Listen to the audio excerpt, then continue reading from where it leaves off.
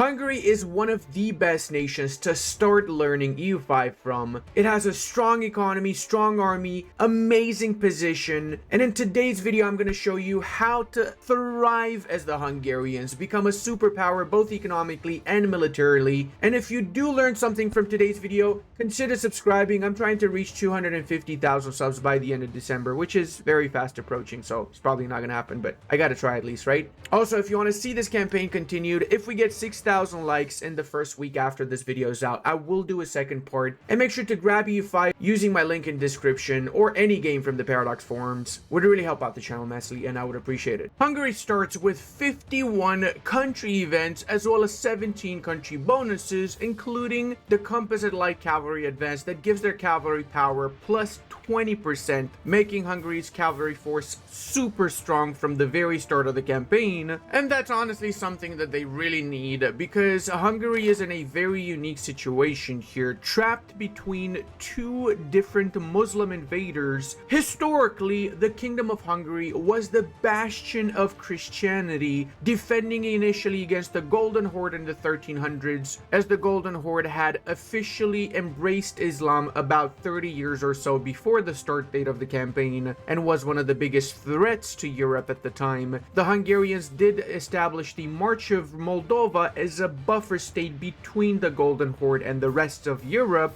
whilst in the south the Ottomans in the 1300s consolidated Anatolia and pushed into the Balkans, eventually going on the border with the Hungarian kingdom. The rivalry between the Ottomans and the Hungarians lasted for hundreds of years until the 1500s, when after the Battle of Mohacs, the Kingdom of Hungary unfortunately lost said war against the Ottomans and ended up being a junior partner, or pretty much integrated part of Austria for some time there. In our particular game, we will focus on how we can turn Hungary into a really powerful nation. I genuinely think this is one of the best starter nations in EU5, and if you haven't yet decided what nation to start your campaign, if you're just getting EU5 now, I strongly recommend you watch this video, see how to play as Hungary, because this will be focused on how to play as Hungary, not a beginner guide. If you want to see mechanics and beginner guides, check the description below, where we go over everything from basic economics to trade, buildings, and so on. First thing we'll be doing is we'll be going for our research, organized religions with guilds as the first two, then we're going to go for the extra diplomats from universal Christianity, and just a couple extra researches until we reach the age of Renaissance, when we get new advanced trees. The Hungarians have a unique advance, the realm of many cultures, that increase our cultural capacity by 2 flat, making this one of the best nations when it comes to expansion, because you will have the option of accepting way more cultures than most nations will have the option of. That's also necessary because we start with over the cultural capacity limit. We have 2.61, and we're actually going to make Zekeli an accepted culture. That way, if we go over to the cultural map mode, we see we've got about 100,000 Zekelers that are pretty much the same like Hungarian. Zekelers, as far as I understand, are Hungarians that, well, there's technically two stories from what I know about Zekelers. One is that they are slightly different from Hungarians, as they come from a different tribe of Magyars that migrated into the area. The other version that I heard of is that they are just Hungarians that were basically settling the frontiers of Hungary as a means of defending the Kingdom of Hungary. Guardsmen or frontiersmen, basically. I'm actually curious if there's any Zeklers watching the channel, if you can tell us in the comment section what exactly is the history of Zeklers from your perspective, of course, which would be obviously a lot more accurate than what we know. Now, with the 1.010 update, we also have a lot of quality of life improvements, like the country action on cooldown allows us to see what kinds of actions we can do. So for example, we can go to the subject of Bosnia, and we can improve cultural opinion with the Bosnians for just 10 liberty desire. Right now, we tolerate every single population that is within our borders. We don't have any Bosnians yet within our borders, but we will eventually once we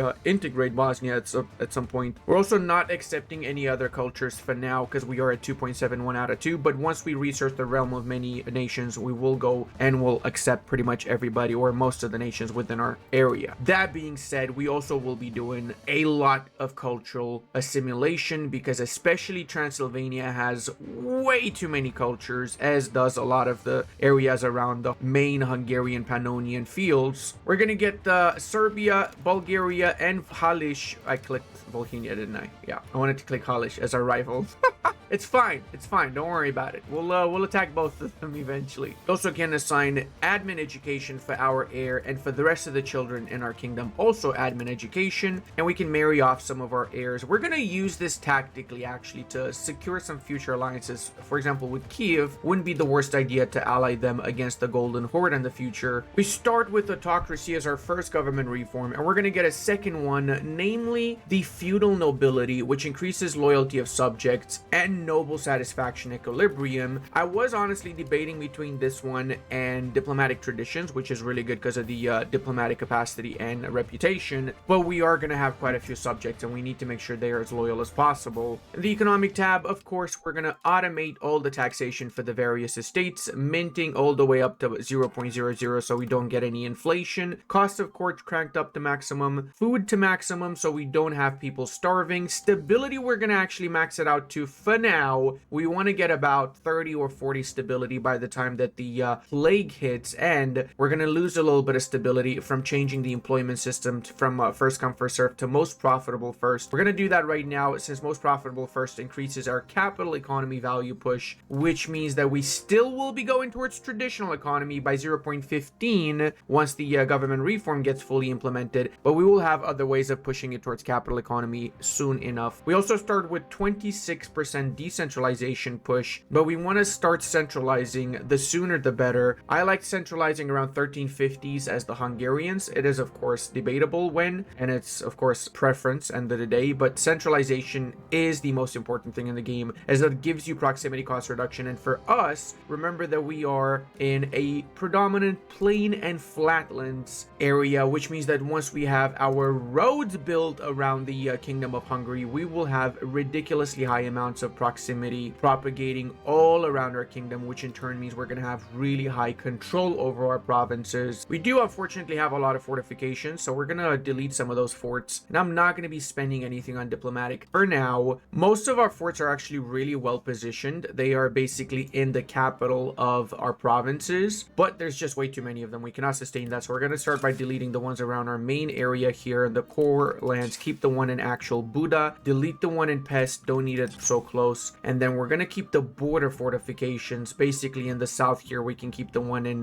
Nando Ferbe de Harbadu, and we're going to keep also the one in Brashov. See, this is something that I wish Paradox would make a bit of a change with. Right now, fortifications, in my opinion, are just not as important as they should be. So one way I personally recommended that they make forts a little bit more important is by giving control. Let's say in the first two ages, when still it's the Middle Ages, or high Middle Ages anyway, beginning of Renaissance, forts were one of the main ways of increasing control. Either give some local proximity sorts for forts, or give max control plus 5%. Then people would not just delete forts every single time they play the game. Because right now it really is no benefit to having those fortifications. It's mostly just a debuff, and armies make such a big difference in the game that whether you have a fort or not is not going to really matter too much. There you go. Only 2 maintenance for forts. We're going to bring it down to 50%, and once we establish our trade after the first month, we're going to have significantly more money. With our cabinet members, I will initially assign one of them on strengthening government and the other one on stabilizing the country, which means we get some more push for stability and for legitimacy. We also assigned Anjou Kalmar, our heir, as a cabinet member, and we're going to make him the head of the cabinet for 5 legitimacy, which in turn means that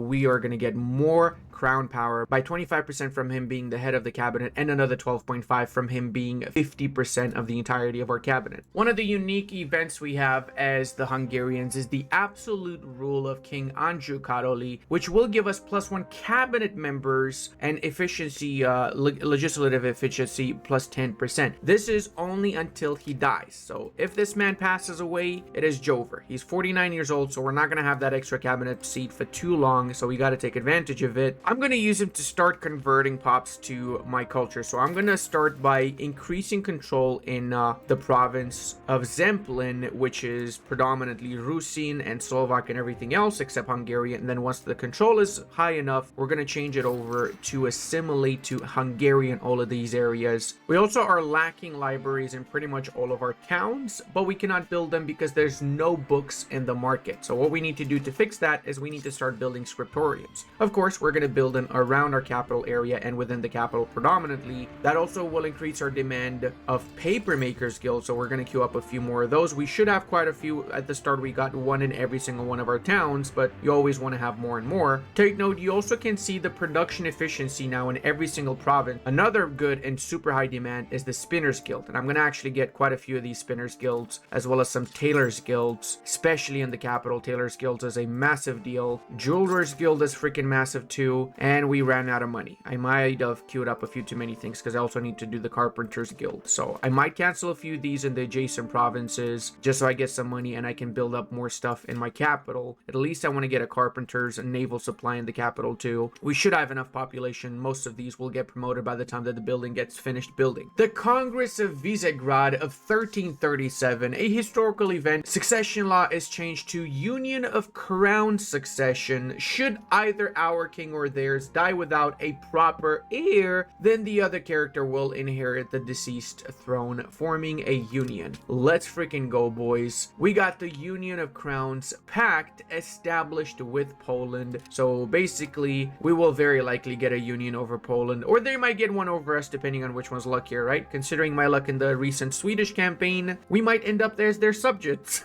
Who's to say? One more important thing to do at the start of the campaign is give out some proper privileges. So first one, of course, you probably guessed it, we're going to give the urban development grant so we get extra development until the end of the campaign. Passively increased. Every time you give a privilege, you increase the satisfaction of whichever estate you give the privilege to and decrease the satisfaction with the other estate. So keep that in mind. You want to space out the when you give out privileges. Plus, remember that giving privileges will also cost you legitimacy. 5 legitimacy per privilege given out. Now you also wondering, Ludi, why didn't you just give out the privilege that makes buildings 5% cheaper before you built all those buildings? It's because I'm stupid. That's why, okay? I'm glad we settled that. Now I'm going to cancel all of these and rebuild them. Also, I'm going to give the elaborate court life because cultural influence is super important and we also want to keep our nobility as satisfied as we can. I'm also going to cancel the communal lands privilege given out to the peasantry. That will piss them the schnitzel out and we're going to lose a lot of stability, but it is necessary because now we're only getting 0.06 passive decentralization push. So once we've strengthen the government enough, we can change this particular cabinet member to centralize cabinet action, which will allow us to start pushing towards centralization. I freaking called it, dude. I'm telling you, I have the worst imaginable RNG in this game. Not even kidding. Our king just died. How do you die at 51 just 2 years into the campaign? Why? Just why? Most of my bonuses are from you existing, brother. This is horrible. All right, well, we have our very first parliament now. We're gonna go for whichever I was gonna say whichever option has the highest amount of support, but expand gravel network is not bad. We would get centralization push. Ooh, that's a tough one then. Guess we're going for expand parliament, boys. Bellicose movement, don't mind if I do. And we're also gonna be supporting the serfs. I would love to get rid of traditional distribution, which lowers the crown power. Okay, I guess we can try and see if we can get 50% support afterwards again. So we're gonna go favorite the ruler, boom, and that way we should have about 30% more crown power afterwards. Then we're gonna do support for basically everything. Like, we're gonna try our best here to get back to 50% parliament support. Tax exemption, I have to do it. No choice here, boys. There you go, we got 50% back. We're still making a semi-decent amount of money, so we're not too bad off here. We also have a massive demand for carpentry, or furniture, better yet. So we're gonna build a lot more of these Carpenters Guild, at least 2 more for now. So these 4 little locations are going to be the heartland of our industry and our economy. Invite German settlers, something that historically happened a lot within the Kingdom of Hungary especially. German settlers were invited within the areas of Transylvania to further diversify the cultural makeup of Transylvania and reduce the amount of Romanians that were living there, basically, or at least balance out the fact that there were too many Romanians, something that is not properly depicted in Paradox's game here. But hey, that's fine. It's just a video game, so it doesn't really make much of a difference. This is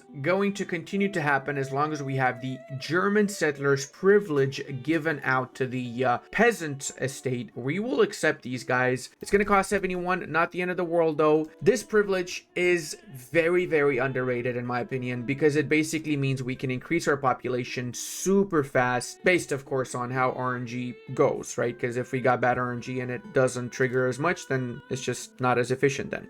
I just realized Wallachia lost a nasty amount of land. Holy mother of God. They lost like 1, 2, 6 locations already to the Bulgarians.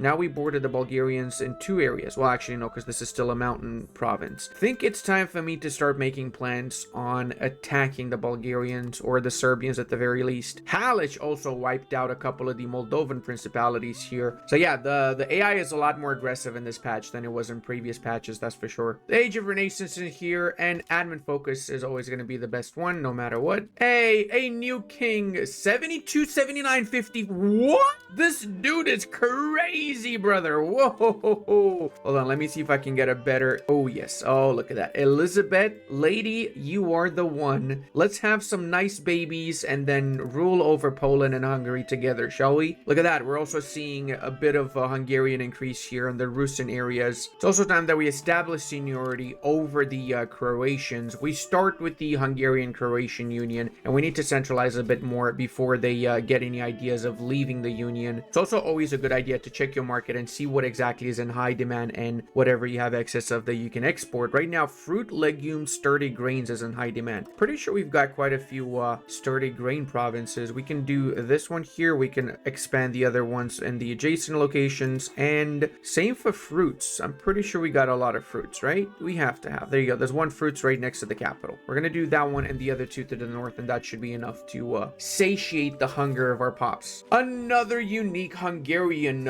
event that unlocks the Order of Chivalry law. Only a few nations have this, and other nations will join your chivalry order to get different ability bonuses. We start with the Order of St. George that increases the noble levy size by 10%. Other orders exist around the world, such as the Order of the Swan, which I believe is in South Germany, if I'm not mistaken. The Order of the Dragon. Historically, the reason Dracula was called Dracula was because people were stupid, okay? And my common folk Romanian bros, they associated dragon with Dracu, which is the devil. Anyway, it's yeah, him and his dad were both a part of the Order of the Dragon, which was an order established to fight against Islam pretty much. All right, you know what, Halish? F you, bro. This is supposed to be my land and you're literally wiping everything out. This is not cool, Halish, at all. The best part about Hungary is that you really cannot go wrong with this nation. Like, genuinely, you cannot go. It is so powerful. Look at that. We're making 25 ducats already in just a couple of years into the campaign. It is crazy overpowered, this nation. Highly recommended, especially if you're new to the game. Watch this video fully so you understand how to play as them, and then just go crazy, because you really can. The event is here. We can establish a march in Moldova, and apparently this little march is at war with the Halish, and that's perfect because we are now at war with Halish. Oh yes, baby. Far too long have the people of Halish taken advantage of Moldova. You little shits, give back what's rightfully mine, and then some more maybe. Yeah, I'd like some more, please. Okay, we are the leader of the war, so that's perfect. The Moldovans cannot just peace out by themselves. How do they separately peace out Moldova, bro? How is that still a freaking thing, man? 10 patches, dude. How do they still have... Oh god, no, I'm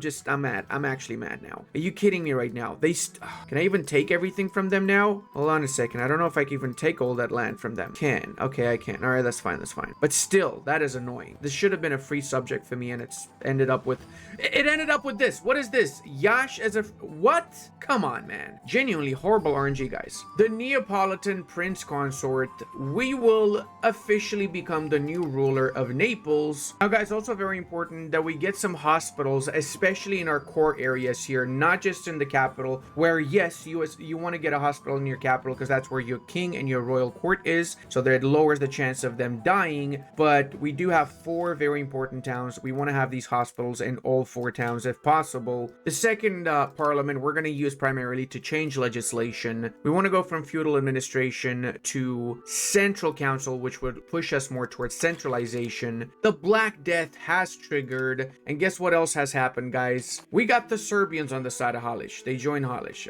Yeah. What was initially supposed to be a small little skirmish ended up being a pretty big battle here. Now we've queued up as our 6th advance in the queue, the Realm of Many Cultures. We're also doing the local infrastructure for the proximity cost minus 5%. What? They made admin focus even stronger now. They doubled. This was 2.5% before. They made it 5%. That is crazy. Also, we're going to queue up religious war because remember, boys, we are literally the only Catholics here. So we can fight against the Orthodox. We can fight against the Sunnis, Tengris, or whatever the schnitzel we might have around us, which makes us have a free CB against everyone pretty much. Now, I've also been focusing on the war a little bit too much. And yeah, we got to build up a few more hospitals if we can at least build them in our predominantly Hungarian areas. And we're going to need to start again maxing out our stability. We're going to lose a lot of population because of the plague, and we need that stability for the extra population promotion speed. Also, speaking of, I forgot something very, very important. Oh my god, I'm horrible at this. I forgot to build my libraries.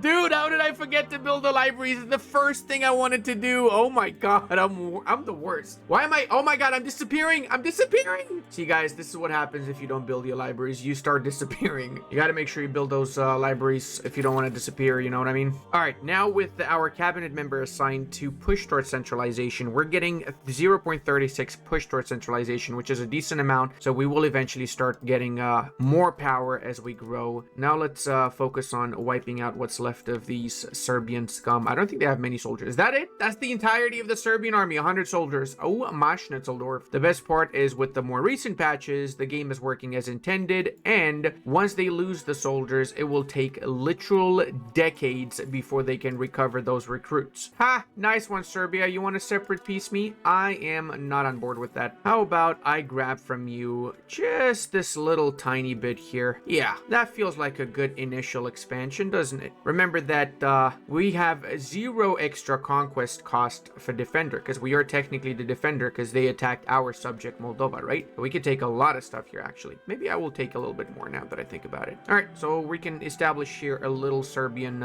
subject afterwards. Let's bring our soldiers back into Hungary and figure out what we're gonna do with Halish. Obviously, we take back all the lands from Moldova, right? And establish a, what is this, Ruthenian subject, I guess you could say. That way we have a border with Volhynia too. Wait, what? Volhynia's in the war too. When did they join the war, bro? I don't even remember that happening. All right, let's just grab some money from Volhynia. Grab a little money from them. Release Sluts and Turov. Sluts and Turov. Real names, by the way. Give war reparations, cancel treaties, give food and all that stuff. There you go. Get out of here, Volhynia. Now, back to Halish. Now, I'm a little bit upset with this, guys, because if they didn't attack my subject Moldova, we would have been able to fully annex Halish in one war. We just had insanely bad RNG. And then I'm gonna get people in the comment section, like in my Sweden video, go, Ludi, I had 2 times more income than you by this year. Not taking into account the fact that I had horrible RNG in that campaign. My heir was dog shit. He died 3 times, and the third dude was like worse than the first 2 somehow. Really bad events, really bad stuff stacked on top of one another. I did not reload. That was just the first attempt, as is this, the first attempt. And then you get people, yeah, I did better than you, Ludi. I'm a better guy. Okay, but congratulations. I'm happy for you. I'm glad, actually, because that's the point. I want you guys to do better than me. You know what I mean? That's the point of this whole thing, to show you guys how to play as a nation, and then you do your thing, you have fun in your game, just like I'm having fun in my game here. That's the point of this game, guys, is to have fun. We're not measuring schnitzels over here, guys. I'd argue that I've shown enough how good I can be at the game in my live stream, where I played on very hard difficulty and did way better than in my videos. So I recommend you guys check out my live stream. Now, as you probably would imagine, I'm gonna give all of this stuff to Moldova. I'm not in the mood to integrate penetrate all this area whatsoever. It is going to be a very, very large subject. Keep that in mind. And technically, I'd probably be smarter if I just made smaller subjects here. But I like the border. It's historical, and I'm Moldovan myself, and I just want to see Moldova here. We will be improving relations with all of our subjects now. Every 10 relations with a nation means one more loyalty, and it seems like the plague has started appearing in our lands. We're going to move the court into hiding so we lower the chance of our king dying. We will be segregating the infected for the extra 15% disease resistance for the whole country, and of course present scapegoat because we've got a lot of different cultures we could possibly pin this whole thing on. I'm sorry, what? The Golden Horde collapsed? This is not a surprise, actually. I've seen this a lot happen in the last patch. Early on. Not this early, though, 1348. They still exist, actually, and here. Or at the very least, they exist somewhere, and that's a subject. All right, interesting. Well, you know what? We're going to take advantage of that. We're going to start expanding into this area once we have an opportunity. And it looks like Bulgaria is about to wipe out what's left of Wallachia. They are so aggressive in this patch. It's wild. Okay, as our third subject here, or fourth, or whatever, I don't even remember the number, we're going to make one in the central part of Serbia. Raska, historical subject, and give them whatever the provinces we might have here. All right, so we've finalized our vassal swarm, or better yet, fiefdom swarm.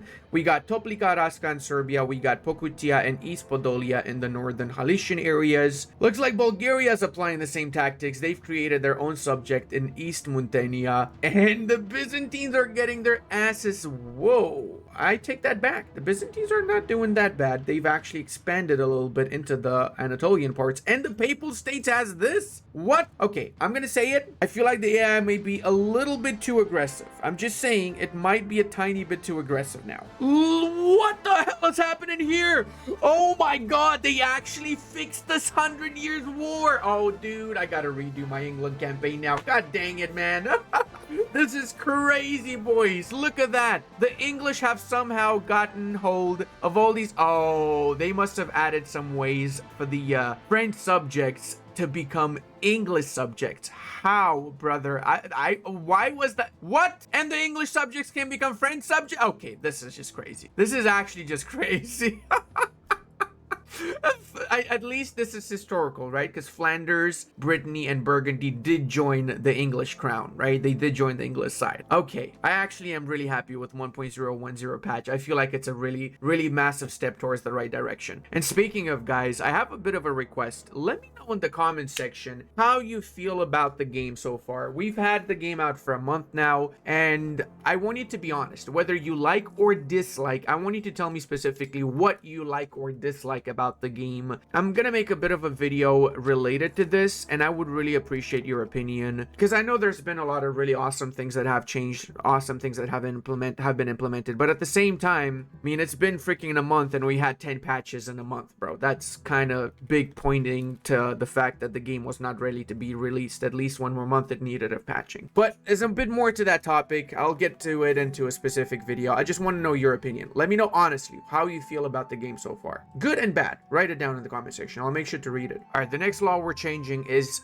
the itinerant court, which is going to lower proximity costs to land by 2.5% and push a little bit towards decentralization. And we've got enough support to do also burger control mining operation, which gives the extra push towards capital economy. So now if we go to our values, we're at 0.07 towards traditional economy, which means we could technically assign a cabinet member now to push towards capital economy. I actually want to keep on pushing towards centralization, though we still haven't even made any progress towards it, or at least not much progress towards it. The Black Death has murdered 1.5 million of our population, but we're about to get rid of it any moment now. And overall, 51 million deaths. Sultanate of Delhi is affected. Ming is not yet affected, though, so let's see if it reaches Asia. We've been depopulated so much that we have the option of building settlements in locations where there's barely anybody still there. We will, of course, take advantage of this, and we will be building those settlements. The University of Pex will be established. We get a free university for just, well, for 41 ducats, we get a university in Pex. Remember, the universities give cultural influence plus 0.5, as well as migration, attraction, literacy, and everything else alongside it, making the town of Pex a significantly more important town for us now. It's also very close to our capital. We don't really have a road to Pex. We probably should prioritize building one there. Now, before we build any roads, though, we need to make sure we got maximum discount. So we're we're going to need to get some more lumber and masonry to get minus 33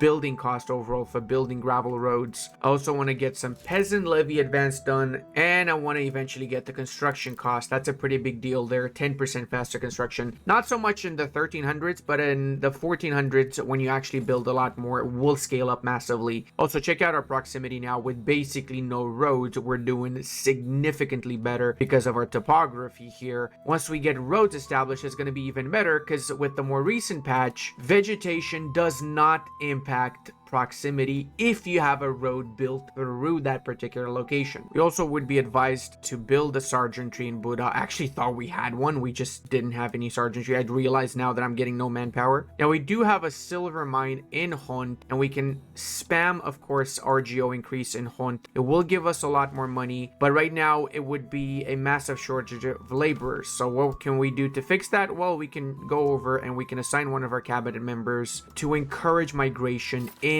that particular location in Hunt. That will bring enough laborers in here, enough population that will be employed as laborers in here to fill up the silver mines. We also want to get a road established between our capital and Hunt, as that will lower the proximity cost, and as such it will increase the control in Hunt, and we make more money off of the silver extracted in Hunt as consequence. I just realized we have 9 levels from day 1 of the campaign of silver here. That is wild. All right, time to get some more privileges out. Commercial advisory board. Control over coinage is actually really good, because we do have silver output and we're going to get even more silver. But I also really want the land of commerce for the production efficiency and capital economy push, so let's go for that first. Definitely can squeeze it in. There you go. 37% satisfaction, not the end of the world. They're still okay-ish. Yay, more settlers. So now that we built the road between Buda and Hunt, we went from 69 control to 78 maximum control. That is a massive difference right there. Okay, it seems like the Bulgarians out of all nations have attacked us.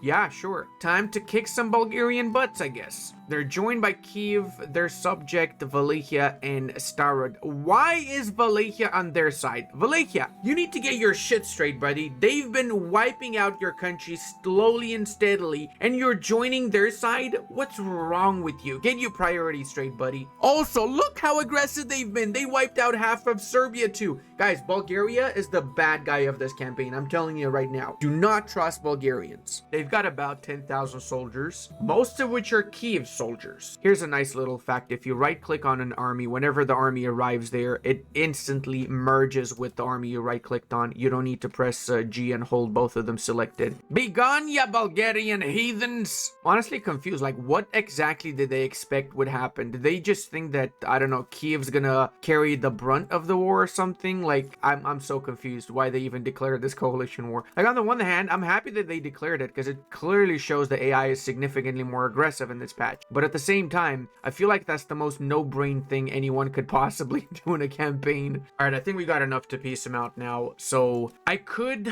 go ahead and dissolve the coalition, but I want to take over the market center and I want to grab these 2 states from them. Why these 2 in particular? Because they've got gold and gold. 2 gold provinces, or 2 gold locations, better yet, at our doorstep. We might as well take this. I'm kind of worried that the either the Byzantines are going to get stronger and they're going to take it from the Bulgarians once they're weak, or the Ottomans wipe out the Byzantines and they take it afterwards. Whatever the case, we really need to make sure neither one of these southern neighbors, future southern neighbors, grab the gold provinces before we do, right? And we're also moving the market center, because that's always going to be the better option here. Kosovo's got 3 amazing provinces, 2 silver and 1 gold province. I would love to grab both of the silver provinces, but it seems like it would drag the war on for a little bit longer, and I'd rather just peace out. So let's do this. Boom. That is perfect. There you go. Coalition automatically gets disbanded, because every nation that was in the coalition already has a truce with us, so disband coalition peace treaty is just bait. Now from here, of course, we can create new subjects. We actually can release the historical duchy of Vidin. They don't have any cores, and I don't really care about them too much, so I'm gonna just release another Serbian subject. Now here's the thing, I'm creating a vassal,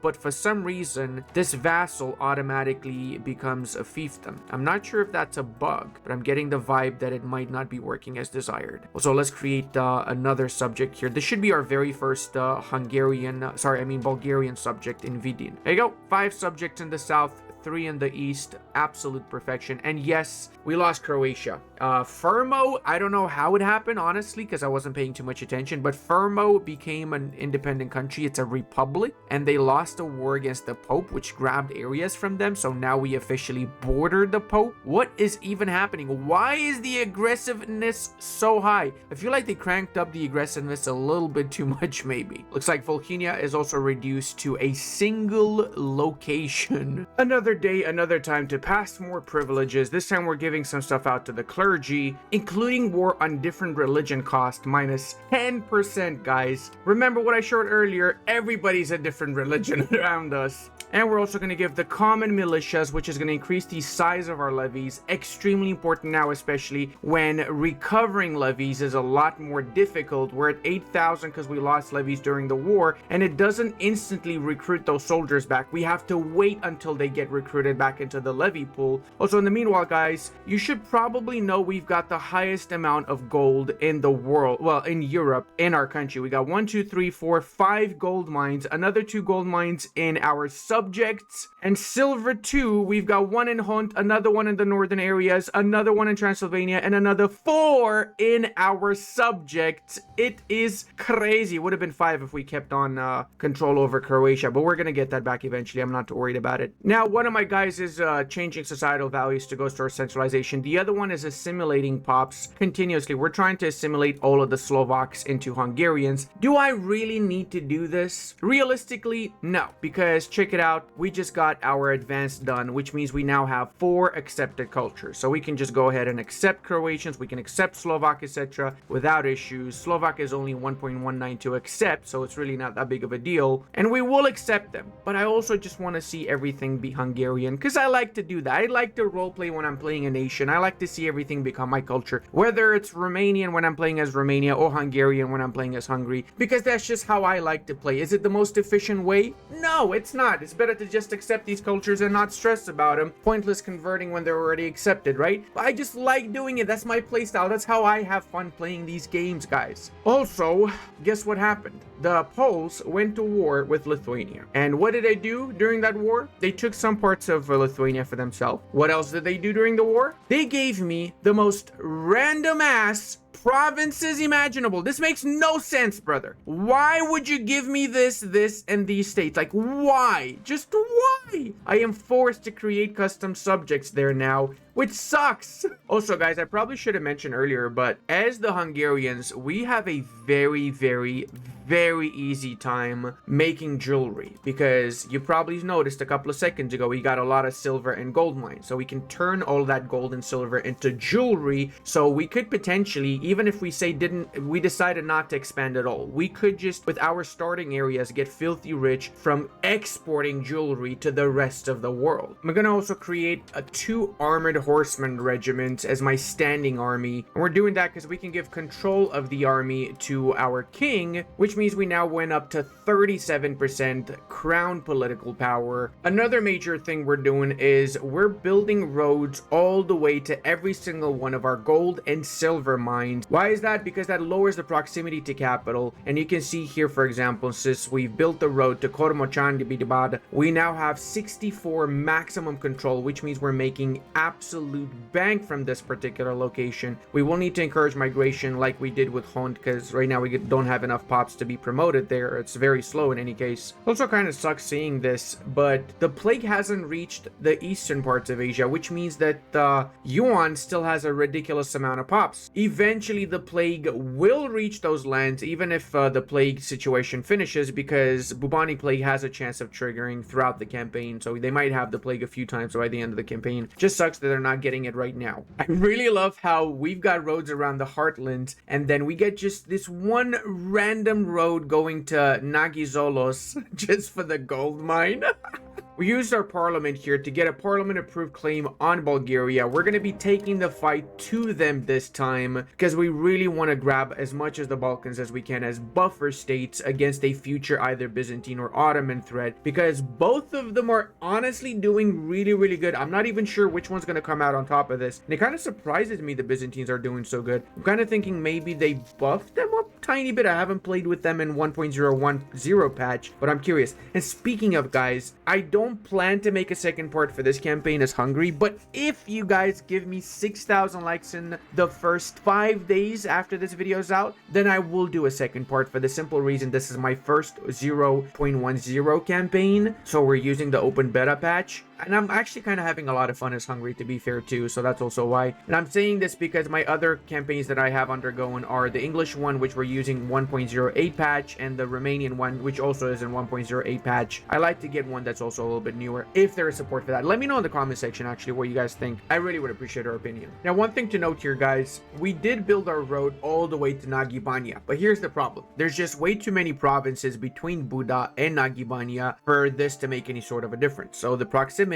does spread, but it's pretty much stops in Varda. It doesn't go any further than that because there's just too many provinces. So the solution to this is get better roads and stack up proximity modifiers. That's it. Is the only thing we can do right now, unfortunately. This is also, if we go to the topography, pretty rough lands in this area, mountains and hills, which again lower the proximity massively. And it well, doesn't lower, it increases the proximity cost, basically. It's also why in the south I'm probably going to keep this as subject around the Balkans for almost the entirety of the campaign. It's not worth integrating this. Let's look at the topography. Mountains and hills, almost everything here. Speaking of, I would love to see a tunnel building in the game. What do you guys think about that? Shouldn't we be able to build tunnels that would lower the malice from hills and mountains, maybe? Oh, but Ludi, what are you talking about? Tunnels in the Middle Ages?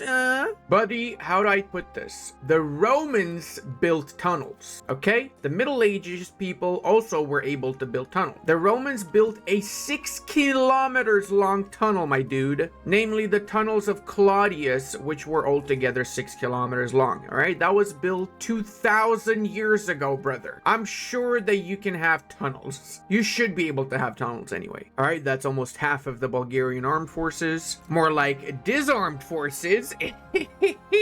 So you can hit that subscribe button now to get more of those really slick and awesome jokes right there. Totally not cringe ones. I might be incurring a little bit of extra aggressive expansion, but I'm going to do some separate peace deals in the north. I really want to get more of Halish, so we can make another subject here from the southern Halician areas, and we can connect Poland with our eastern holdings too. Same thing here. We want to grab the little corridor in East Muntenia, so we can connect Kovasna Little Strait with the rest of Moldova, and we want to grab Oltenia and the western parts of Bulgaria. Why are we doing that? Because we want to make more subjects out of this very mountainous and rough terrain, and again because there's a lot of really good resources. We've got another silver mine in here, another silver mine in here. We got marble, wine. Oh, actually we could release the Grand Republic of Croatia because Venice wiped out the rest of Croatia, so we can make them a vassal and we can use their cores now to grab the rest of Croatia again. That right there is one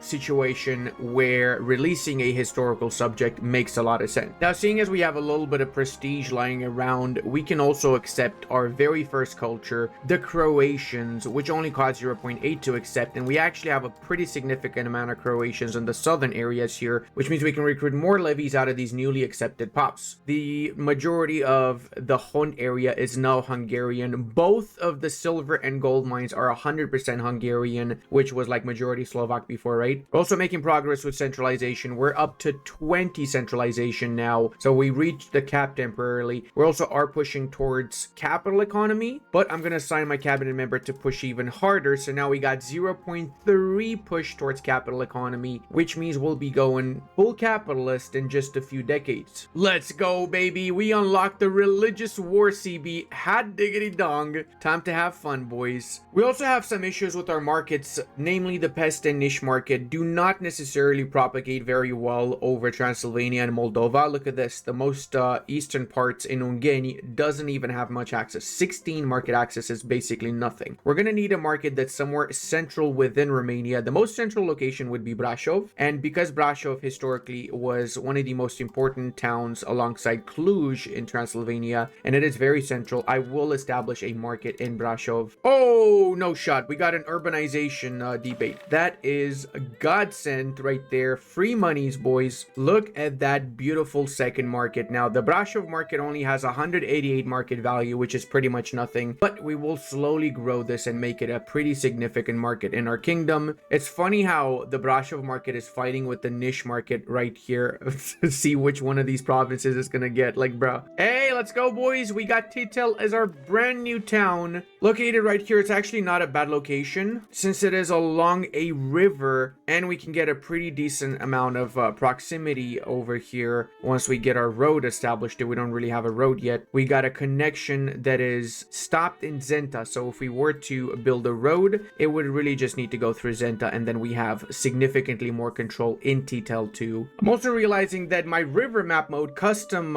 input binding that I had doesn't exist anymore, and I'm trying to find the river political map, but I don't see it. Did they delete the river map, or am I just super blind right now? That genuinely is one of the most important map modes. Okay, our spy network is big enough to get now the Cleanse of Heresy Casus Belli against Wallachia. It's not the best Casus Belli because you get Conquest cost plus 75%, which is pretty bad, but it's a permanent Casus Belli that you can get until the end of the campaign from just researching one advance without having to use a parliament or anything of the sorts. So it's a really good overall Casus Belli than nothing. Another very important building to get built is the bridge, which we haven't built that many of. We actually probably want to see if having a bridge all the way to Nagibania would give us maybe a little bit of proximity, who's to say. That being said, check out this province, boys. Absolutely Hungarianized. Oh, I'm loving this, man. Look at that. It's almost completely Hungarian too. That is beautiful. 85.59%. I'm loving it. Let's check the control. I'm doing these locations close by because they have higher control than others around. Like if I was to start converting all of Transylvania now, it would take a very long time because the control is 14-15 on average, which means we get minus 85% assimilation speed. Speaking of, I probably should move this guy around a bit, shouldn't I? Yeah, let's start converting Pozoni now. And look how many bridges we got going already. I love this, guys. For those of you that have not yet watched my control and proximity guide, take note, you can only build bridges in locations that already have a road and that are along a river. And the point of the bridge is that it lowers the local proximity cost by 5% and movement cost by 10. So if we look at our proximity map mode now, check this out, boys. Within just 40 years since the start of the campaign, we went from like a fraction of control around our core area to almost the entirety of Pannonia being green or yellow. That is amazing. And we haven't even built all of the roads. We just have a few of them built. Okay, I'm always scared to join the freaking Polish wars, dude. They keep giving me stuff I don't freaking want.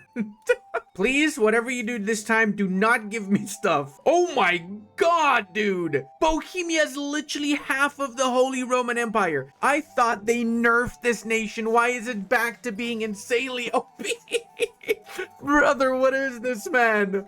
Oh, dude. And look at... Okay, you know what? I'm happy with this outcome, though. The 100 Years' War is not as clear-cut as it was before. Look at that. By most campaigns in 1374, France would probably have a big foothold in England. Now, it's not even able to completely push out England from France. That is really good. Another really cool part about the patch 1.010, guys, is that lakes give proximity reduction. So check it out. If we go from Buda, we go to Feverharv, Žlibidebub, and then we go over the lake, and then from there to Kasurgo. So check it out. It ends up like this, man. Proximity cost is 70% from the capital, from Lake Balaton to Kasurgo.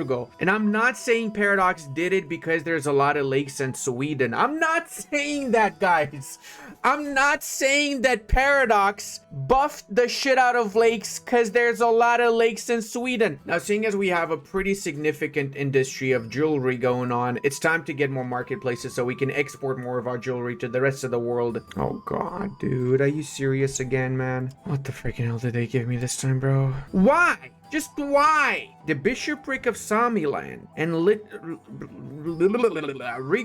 Lutonia. We've got a little bit more prestige, so we're going to be accepting Transylvanian, which is only 0.69 cultural capacity, as well as Slovak, which is 0.89, which means we're up to 3.98 out of 4 cultural capacity. So I'm getting the vibe that for the Transylvanian areas, it's going to take a lot longer for us to get any sort of proximity. Even with the bridges, we're barely getting to Nagibania, and I really would like some more proximity in that area. So what I could technically do temporarily is just build some bailiffs. Actually, I could build a bailiff in Nagibania, which is a gold province. Korasbania, on the other hand, we do have a little bit of proximity, and I think we can get it a little bit more once we finish building a couple more bridges and stuff there. And we're gonna do another bailiff over in the central deep, maybe Kovasna or the one next to Kovasna. Not even gonna try and pronounce this honestly. Yeah, this would probably be a decent one because it's gonna take a very long time to get from Buda all the way here. Look how much control we've got now in our heartlands. This is amazing, guys.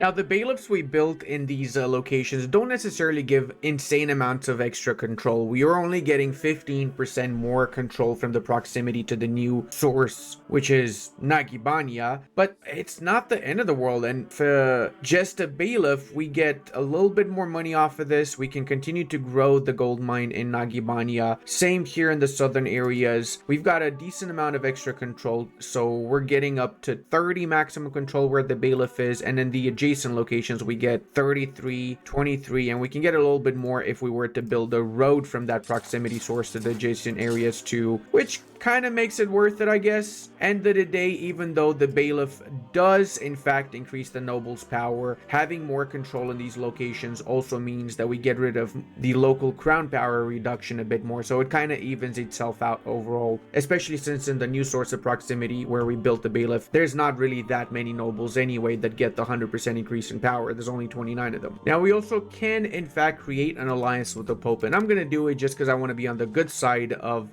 holy mother of God, what? Naples, what the hell have you been doing in Italy? Dude, this is crazy. Naples almost unified Italy. What is this? Same, they took the entirety of Epirus from the Byzantines, which lost a war against Bulgaria too, and against the Ottomans, since they lost a lot of their provinces in Anatolia. Yeah, I'm saying it already, boys. The Ottomans are going to come out on top of this. I don't think the Byzantines can hold on. They did some good stuff with the Byzantine situation though, because they held down for a little bit longer, but I'm seeing the Byzantines get wiped out by the Ottomans every single campaign I have eventually, and it's done pretty historical too, time-wise. The pacing is pretty well done is what I'm trying to say. What is this though? They own directly these areas. What? Oh, Castile. They lost lands not only to Aragon but to Morocco as well. Oh my god. England integrated Flanders from what I'm seeing here. Luxembourg's pretty big size. North Holland exists and is pretty big. Interesting. Bohemia got even bigger. Württemberg's pretty decent size. Georgia's doing pretty good. To be fair, I've seen Georgia do good every single campaign. One thing to take note of, we lost a lot of our centralization because apparently now you get a lot more push towards decentralization the more subjects you have. So we made a lot of vassals and fiefdoms,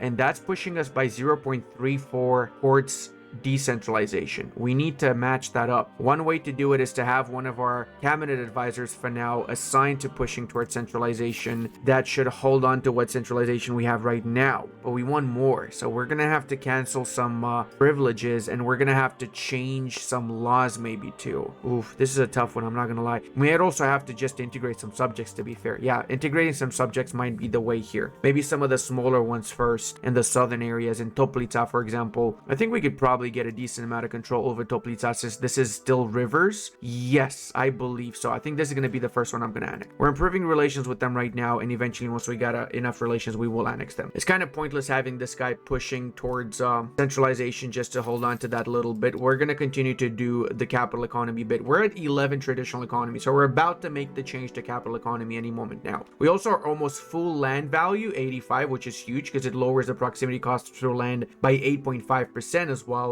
We need some more granaries to naturally boost up our population growth. We've also been upgrading a few of our locations to towns along the river here. Basically, the Danube River is our biggest attribute here, and we're going to make sure the entire coastline of the Danube River is filled with towns eventually. Pretty much all of the heartlands will be towns at some point, or cities if we have the population for it. Speaking of, we're close to making Pest as well a city, not just the capital of Buda. 50 years have also passed, and we can ask to improve cultural opinion with one of our subjects. I'm gonna do so with Toplica, which is a Serbian subject. That way, once we integrate the areas of Toplica and we get a lot more Serbian people, which we already have 5% of, it's gonna be cheaper to accept them. Actually, it would be only 0.84 to accept them right now. Screw it, I'm gonna do it. So we're a little bit over our cultural capacity, but it's gonna go down because slowly there's gonna be a lot less Slovaks. Actually, I'm kind of surprised to see how many Serbians we have in the southern areas of our country. And we finally got a cleanse of heresy casus belli in Wallachia. We're gonna use that casus belli. It is not the best casus belli since it gives 75 extra conquest cost for attacker and defender, but you know, it's better than nothing, and you basically get this for free for the rest of the campaign once you research the advance, so you might as well go for it. They are gonna get joined by Bulgaria, Kiev, and Serbia, but is this the face of someone that's worried? No,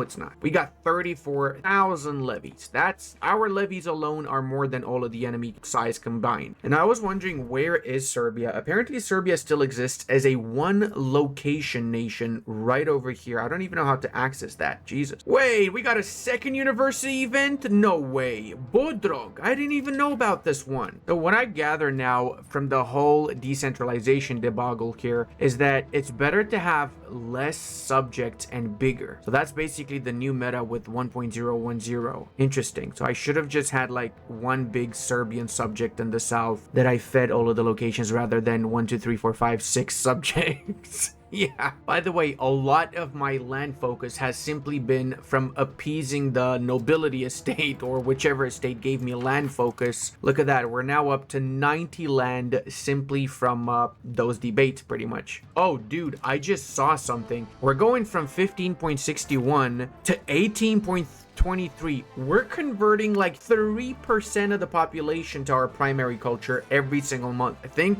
I'm gonna embrace Renaissance now, and I'm gonna do that so that I can actually get the extra cabinet seat, the extra government reform instantly. We're gonna cancel all the other advances we've got right now. Once these are done, we get some more Renaissance advances, including the unique Hungarian Renaissance Prince that gives institution growth plus 20% and artist salary decreased by 20%. Again, really huge, because this means for the rest of the campaign, we're gonna get institution growth significantly faster than anybody else. Then we can get the rest of the important stuff like the universities to get that cultural influence up, the power, the cultural influence percentage modifier increase, rights of the nobility, pretty much every single thing here. Oh, and guess what? We get another +1 cultural capacity, which means that we have 5 cultural capacity from basically the start of the campaign as Hungary. That is just crazy, guys. Kiev is really going to be a challenge, isn't it? They are pretty freaking massive right now, and they're doing really good too. Look at that. Their core has a lot of freaking control. They've conquered a lot of lands that they haven't yet integrated though, and cultural wise, they're a little bit of a mix between Polesians, Severian, and Ruthenians right now, with a big chunk of Ruthenians not actually being owned by them, but by Sloboda in the south. I've noticed in pretty much all of my games, Kiev does a lot better than Muscovy does. All right, the war is basically over now. We've got everything we wanted. Let's go ahead and get most of Wallachia here, and we're gonna give it, of course, to South Oltenia. We're not gonna make any new subjects, that's for sure. We've absolutely learned our lesson, and we're gonna keep it to as minimum amount of subjects as possible from now on. Oh, and we now have the follow through on thread casus belli against Livonia and Furno. Oh my god, Furno is literally a single little location, isn't it? Yep. Oh dear lord, look at the amount of Hungarians in here. What? There's at least 20% Hungarians in whatever the hell this is. That my subject? Oh, it is my subject. That's why. Wait a second. Are they Hungarians? No. Then what the hell is so many Hungarians doing here? I've got so many questions right now. Should we enforce culture on them? Enforcing culture on them.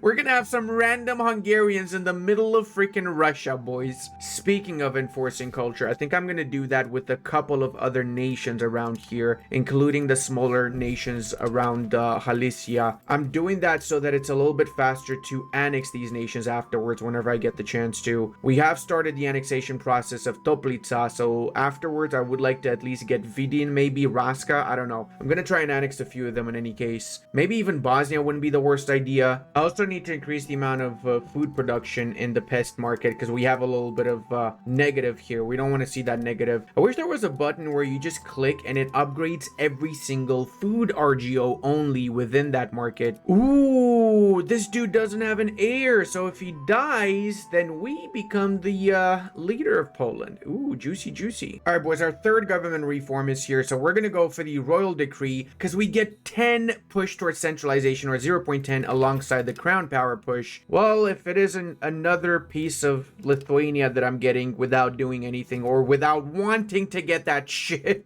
for Christ's sake, stop it. Oh my god, we didn't finish the war. Now we finished the war, and now we got even more. Look, oh, breathe, breathe. Look at all these new conquered lands, guys. I like how nice Poland is. Poland's just like, yo, I love you so much, bro. You're my favorite, bro. Why don't you grab this? Why don't you take it back for 5 ducats, Poland? How about that? What I don't appreciate, though, Poland, is the extra antagonism. I don't have much right now, to be fair. I don't have much. Just a little bit. But I just don't appreciate it without needing these locations, bud. I am literally making the biggest freaking subjects in Eastern Europe without even wanting to. I really just want to be left alone, Poland. Stop giving me stuff. And look at our proximity map now, boys. This is perfection. Guys, nobody asked what happened to the Slovaks in the 1300s, please. Just nobody ask, okay, please. I've also assigned my third cabinet member to assimilate West Banat now, which has a significant amount of Serbs. So we're currently maxed out with our capital economy at 29.22. I could give out some more privileges, but I think the rest of this I'm just gonna simply get from giving out priorities in the debates in the parliament. Also, because we've got a tiny bit more cultural influence than the Serbian cultural tradition, we're getting 3% push for annexing Toplica. It also seems like the Jayarids under Iretna have caught over the rest of the Byzantine holdings, and the Bulgarians as well as the Ottomans are at war with the Byzantines now, so I expect the Ottomans to get their very first foothold in the Balkans after this war. Holy crap, I did not expect them to get that much out of the Byzantines. The Byzantines are basically down to the city of Constantinople now. Holy schnitzel, no bueno at all. I'm gonna finish this here. I hope you learned something from today's video, and if you did, don't forget to leave a like and subscribe if you want to support the channel.